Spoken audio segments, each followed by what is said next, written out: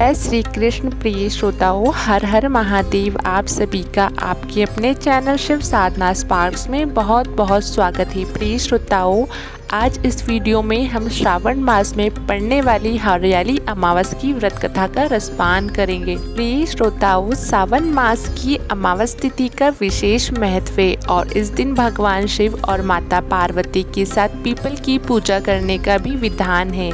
अमावस के दिन पीपल की पूजा करने के बाद कथा सुनने व पढ़ने मात्र से जीवन के सभी संकट कष्ट दूर हो जाते हैं और जीवन में सुख समृद्धि आती है।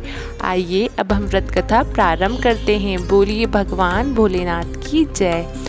एक समय की बात है, राजा महल में अपने परिवार के साथ सुखपूर्वक निवास किया करता था। उसका एक पुत्र था जिसकी शादी हो चुकी थी।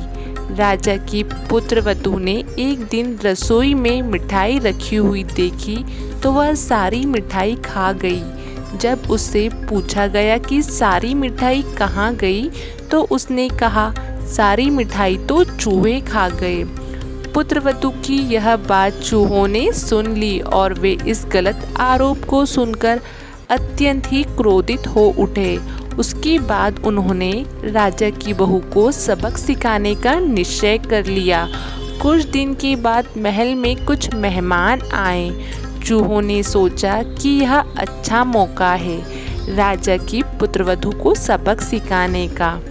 बदला लेने के लिए चूहों ने बहू की साड़ी चुराई और उसे जाकर अतिथि के कमरे में रख दी।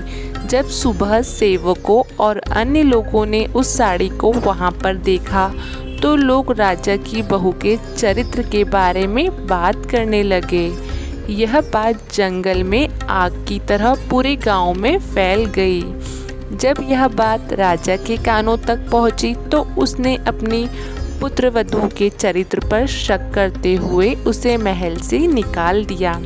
राजा की बहू महल से निकलकर एक झोपड़ी में रहने लगी और नियमित रूप से पीपल के एक वृक्ष के नीचे दीपक जलाने लगी। इसके साथ ही वह पूजा करके गुड़धानी का भोग लगाकर लोगों में प्रसाद वितरित करने लगी।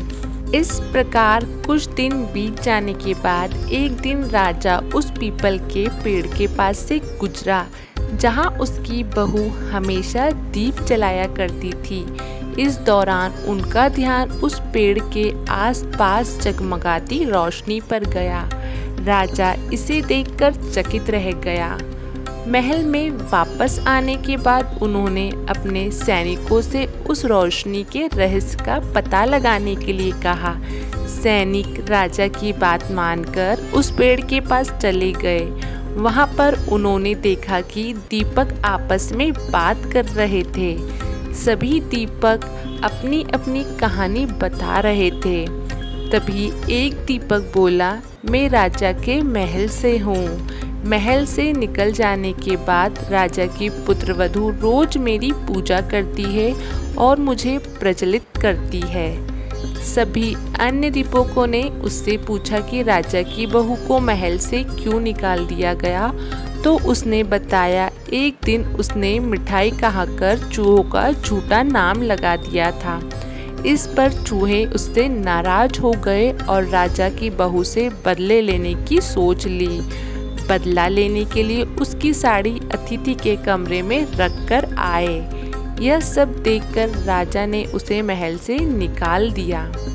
यह सब सुनकर सैनिक भी हैरान रह गए और महल वापस आकर उन्होंने राजा को पूरी कहानी सुनाई।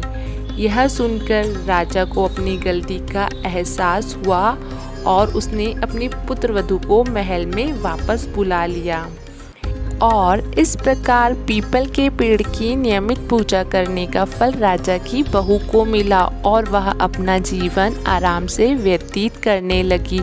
इसी के साथ हमारी हरियाली अमावस व्रत कथा संपूर्ण हुई।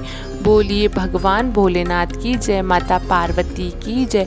दोस्तों, आपको यह वीडियो पसंद आई तो वीडियो को लाइक ज़रूर करें, चैनल को शेयर सब्सक्राइब और बेल आइकन को प्रेस करना ना भूलें।